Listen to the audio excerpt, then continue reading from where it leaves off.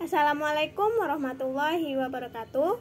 Perkenalkan, saya Fauzana, NIM 2130106019. Saya kelas 21 TBio A. Di sini kita akan mempelajari tentang Pteridophyta. Apakah teman-teman tahu apa itu Pteridophyta?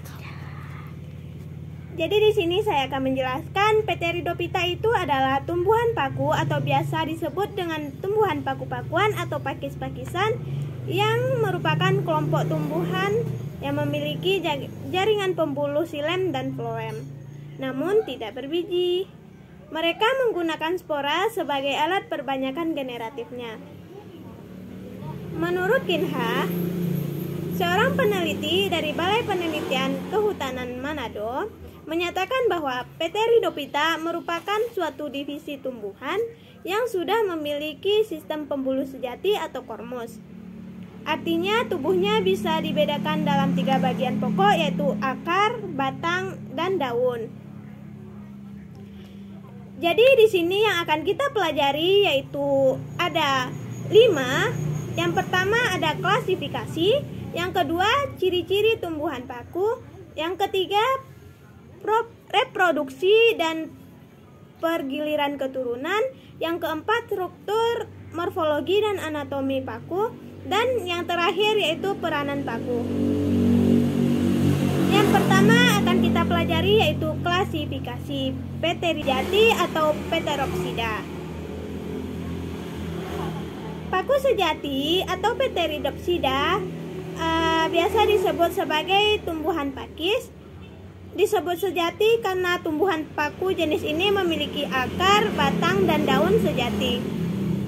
Tumbuhan paku memiliki daun muda yang menggulung, disebut circinate.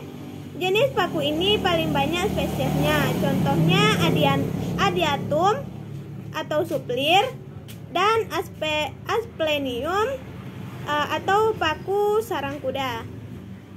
Yang kedua ada paku purba atau Psychopsida. Bentuk daunnya kecil, bahkan ada yang tidak berdaun. Paku purba disebut juga paku. Yang ketiga ada paku ekor kuda atau Equisetum sp.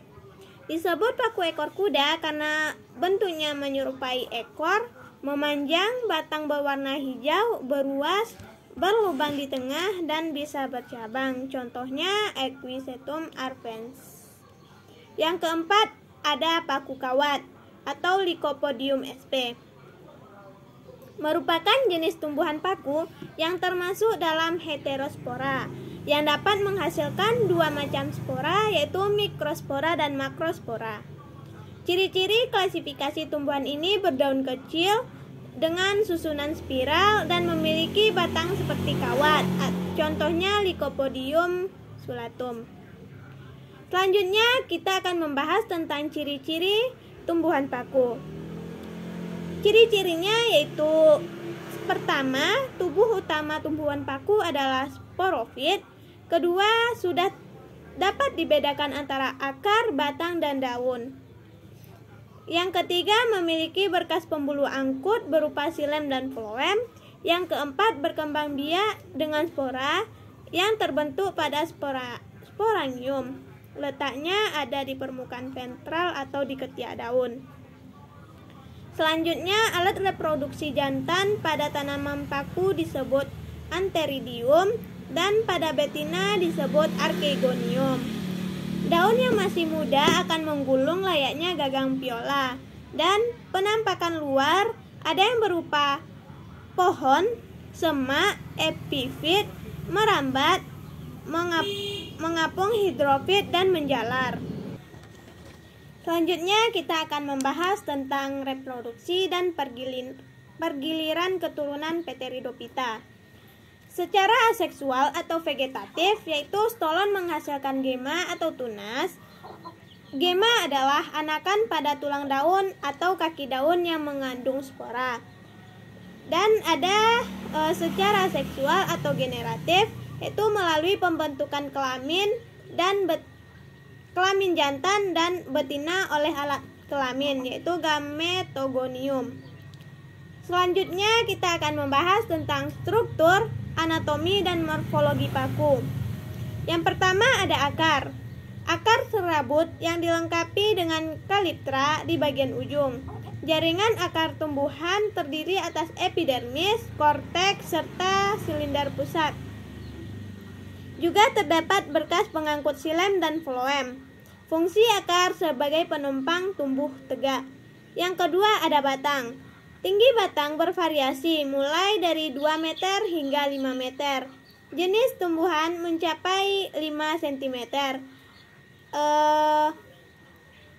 Adapun bentuk fisik bervariasi mulai lembaran, mirip pohon, perdu, hingga tanduk rusa. Yang ketiga ada daun. Daun terdiri atas lapisan epidermis, xilem, floem, serta mesofit. Ukuran daun ada makrofil dan mikrofil. Jenis daun berdasarkan spora dibedakan menjadi 2, yaitu sporofil atau menghasilkan spora dan tropofil tidak menghasilkan spora. Yang terakhir kita akan membahas tentang peranan paku. Peranan paku itu ada 2, ada peranan positif dan negatif. Di sini kita akan membahas tentang pertama peranan paku positif, yaitu sayuran dikonsumsi jenis paku garuda atau Pteridium aquilinum dan semanggi Marsilia crenata.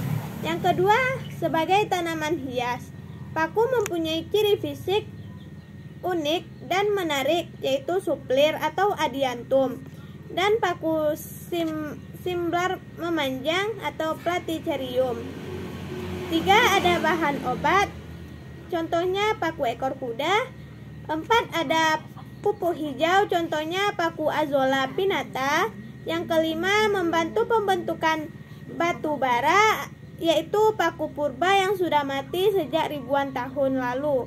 Dan yang keenam ada gulma pertanian, yaitu paku kayu gembang atau Salvinia natans.